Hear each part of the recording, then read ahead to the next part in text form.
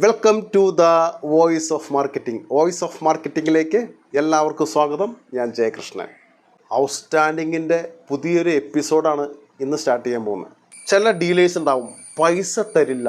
എത്ര പറഞ്ഞാലും എത്ര ശ്രമിച്ചാലും അവർ പൈസ തരാൻ അവർക്ക് പ്രയാസമാണ്. അപ്പോൾ ഫോൺ എടുക്കില്ല. ഒരു പ്രാവശ്യം വിളിച്ചാൽ ഫോൺ എടുക്കൽ നിർത്തരുത്.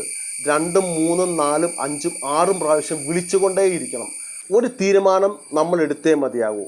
ഒന്നുകിൽ അയാൾ ഫോൺ സ്വിച്ച് ഓഫ് ചെയ്ത് പോകണം, അല്ലെങ്കിൽ ഞാൻ വിളിക്കുന്ന ഫോൺ തനിയെ സ്വിച്ച് ഓഫ് ആകണം. അല്ലാതെ ഫോൺ വിളി ഞാൻ നിർത്തില്ല.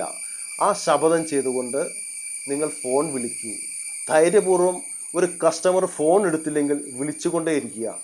ഞാൻ 21ാമത്തെ പ്രാവശ്യം ഒരു കസ്റ്റമറെ അതുപോലെ പിടിച്ചിട്ടുണ്ട്. ഒരു പ്രാവശ്യം വിളിച്ചു എടുത്തില്ല, 2 പ്രാവശ്യം, 3 പ്രാവശ്യം, 4 പ്രാവശ്യം, 10 പ്രാവശ്യം, 15 പ്രാവശ്യം, 16 പ്രാവശ്യം, 17 പ്രാവശ്യം എൻ്റെ ഫോൺ സ്വിച്ച് ഓഫ് ആയില്ല. ഞാൻ ബാറ്ററി നന്നായിട്ട് ചാർജ് ചെയ്തിട്ടാണ് വിളിക്കാൻ തുടങ്ങിയത്. 21ാമത്തെ പ്രാവശ്യം ആ കസ്റ്റമർ ഫോൺ എടുത്തു. ഞാൻ ഒരു മീറ്റിങ്ങിലായിരുന്നു. ഈ മീറ്റിങ്ങിലാണെന്നുള്ള കാര്യം ഈ 5ാമത്തെ പ്രാവശ്യം വിളിച്ചപ്പോൾ പറയാം, 2ാമത്തെ പ്രാവശ്യം വിളിച്ചപ്പോൾ പറയാം, 3ാമത്തെ പ്രാവശ്യം വിളിച്ചപ്പോൾ പറയാം. 21ാമത്തെ പ്രാവശ്യം വിളിച്ചപ്പോൾ അത് പറയാൻ വേണ്ടി അദ്ദേഹം വെയിറ്റ് ചെയ്തിരുന്നു. യാതൊരു കുഴപ്പമില്ല, ഒരു വിരോധവുമില്ല. വളരെ സ്നേഹത്തോടെ ചോദിച്ചു, സാർ പേയ്മെൻറ്റ് ഇന്ന് ചെയ്യാമെന്ന് പറഞ്ഞു.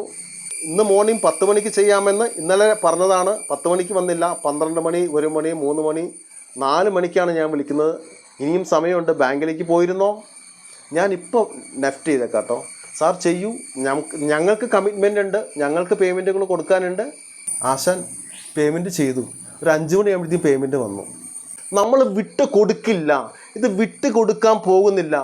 പൈസ കിട്ടിയേ മതിയാകൂ. ഞങ്ങൾ പ്രോഡക്റ്റ് തന്നതാണ്, കഷ്ടപ്പെട്ടുണ്ടാക്കിയ പ്രോഡക്റ്റ് അയച്ചു തന്നാണ്. അതിൻ്റെ പൈസ ഇവിടെ വന്നേ മതിയാകൂ.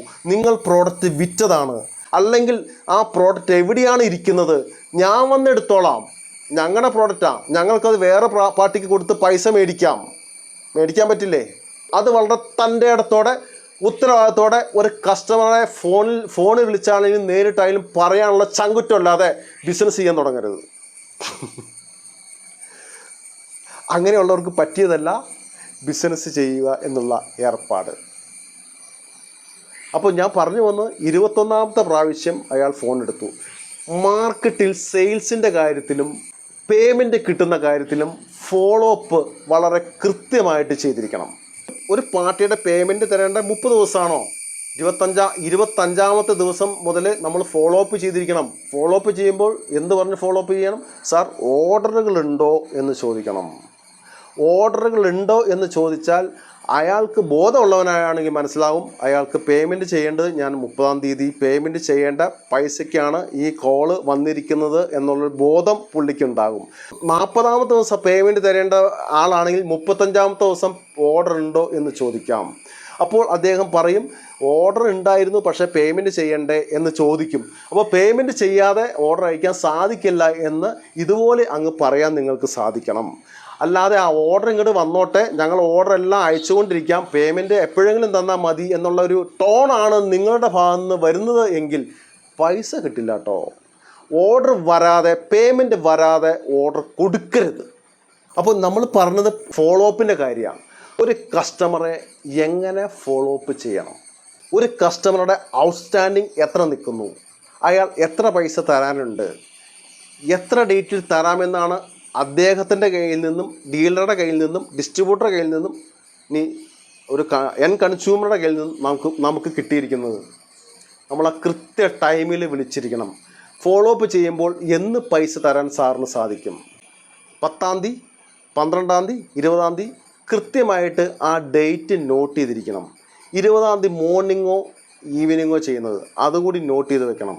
അങ്ങനെ ഡേറ്റ് നോട്ട് ചെയ്ത ശേഷം കൃത്യമായി ഈ ഡേറ്റിനുള്ളിൽ പേയ്മെൻറ്റ് വരണം. ഞങ്ങൾക്ക് വേറൊരു കമ്മിറ്റ്മെൻ്റ് ഉണ്ട്, ഞങ്ങൾക്കൊരു 10 ലക്ഷം കൊടുക്കാനുണ്ട്. ആ രീതിയിൽ പുള്ളിയെ കൂടി കമ്മിറ്റഡ് ആക്കി നിർത്തണം. നമ്മൾ അത് ഫോളോ അപ്പ് ചെയ്തിരിക്കണം. ഇടയ്ക്ക് മെസ്സേജ് ഇടണം. 25ാം തീയതി പേയ്മെൻറ്റ് തന്നെയെങ്കിൽ 20ാം തീയതി ആകുമ്പോഴത്തേക്കും ഒരു മെസ്സേജ് അയക്കാം. അത് ഫോളോ അപ്പ് ചെയ്യണം. അപ്പോഴേക്കും അദ്ദേഹം എങ്ങനെയും ഒരു ഓർഡർ തരും നമുക്ക്.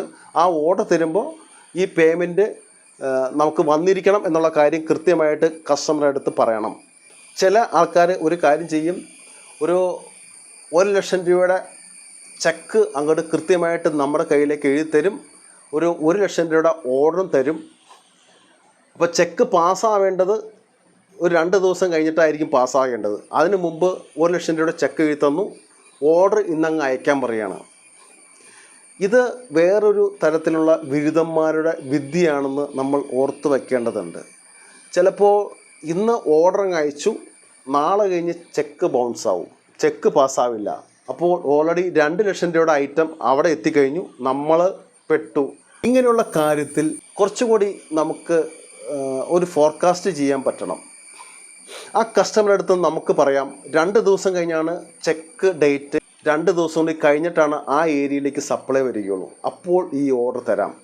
അപ്പോൾ ഇന്ന് പാഴ്സൽ അയക്കാൻ, ഇത് പെട്ടെന്ന് എനിക്ക് വേണമായിരുന്നു, പാഴ്സൽ അയക്കാൻ പറ്റുമോ എന്ന് ചോദിച്ചാൽ ഇപ്പോൾ പാഴ്സൽ അയക്കാനുള്ള സംവിധാനങ്ങൾ ഇപ്പോൾ ഷോർട്ടേജ് ഉണ്ട്. അല്ലെങ്കിൽ വളരെ ഓപ്പണായിട്ട് പറയാം, ഈ ചെക്ക് പാസ്സായ ശേഷമാണ്, ഈ തന്നിരിക്കുന്ന ചെക്ക് പാസ്സായ ശേഷമാണ് ഞങ്ങൾക്ക് ഓർഡർ അയക്കാൻ പറ്റുള്ളൂ. അങ്ങനെയുള്ളവർക്ക് ഡെവലപ്പ് ചെയ്യാൻ പറ്റും, അങ്ങനെയുള്ളവർക്ക് വിജയിക്കാൻ പറ്റും, അങ്ങനെയുള്ളവർക്ക് മാർക്കറ്റിൽ കയറി നിവർന്ന് നിൽക്കാൻ പറ്റും. അല്ലാതെ നമുക്ക് പറയാനുള്ള കാര്യങ്ങൾ, നമ്മുടെ പ്രശ്നങ്ങൾ, നമ്മൾ ഫേസ് ചെയ്യുന്ന പ്രശ്നങ്ങൾ, പേയ്മെൻറ്റിൽ നമ്മൾ ഫേസ് ചെയ്യുന്ന പ്രശ്നങ്ങൾ, ഇതൊക്കെ മൂടി വെച്ചിട്ട് പുതിയൊരു മുഖവുമായിട്ട് ഒരു ഡീലറെ അടുത്തോ ഡിസ്ട്രിബ്യൂട്ടറെ അടുത്തോ ഏത് കസ്റ്റമറെ അടുത്ത് ഡീൽ ചെയ്താലും നിങ്ങൾക്ക് വിജയിക്കാൻ പറ്റില്ല. നിങ്ങളുടെ പ്രശ്നങ്ങൾ അയാളും കൂടി അറിയണം. അയാളുടെ പ്രശ്നങ്ങൾ റിയൽ ആണെങ്കിൽ നിങ്ങൾ കൂടി അറിയണം. അല്ലാതെ പൈസ വരില്ല കേട്ടോ. നമ്മളെപ്പോൾ തുറന്ന് ഓപ്പണായിട്ട് ഒരു ഡീലറോടോ നമ്മുടെ കസ്റ്റമറോടോ സംസാരിക്കാൻ തുടങ്ങുന്നു, അന്ന് മുതൽ നമുക്ക് ഡെവലപ്മെൻറ്റിൻ്റെ വെളിച്ചം നമ്മളിലേക്ക് എത്താൻ തുടങ്ങും. ഔട്ട്സ്റ്റാൻഡിങ് കൂടി നിൽക്കുന്നതുകൊണ്ട് നമ്മൾ ഫേസ് ചെയ്യുന്ന പ്രശ്നങ്ങൾ നമ്മൾ ഓപ്പണായിട്ട് നമ്മുടെ കസ്റ്റമറെ അടുത്ത് കമ്മ്യൂണിക്കേറ്റ് ചെയ്തിരിക്കണം. അങ്ങനെ കമ്മ്യൂണിക്കേറ്റ് ചെയ്യാൻ തുടങ്ങുന്നത് മുതലാണ് നമുക്ക് ഡെവലപ്മെൻറ്റ് ഉണ്ടാവുള്ളൂ, നമുക്ക് ഉയർച്ച ഉണ്ടാവുള്ളൂ. ഔട്ട്സ്റ്റാൻഡിങ്ങിൻ്റെ പുതിയ ഒരു ഏരിയയിലേക്ക് അടുത്ത എപ്പിസോഡിൽ നമുക്ക് കയറാം. All the best.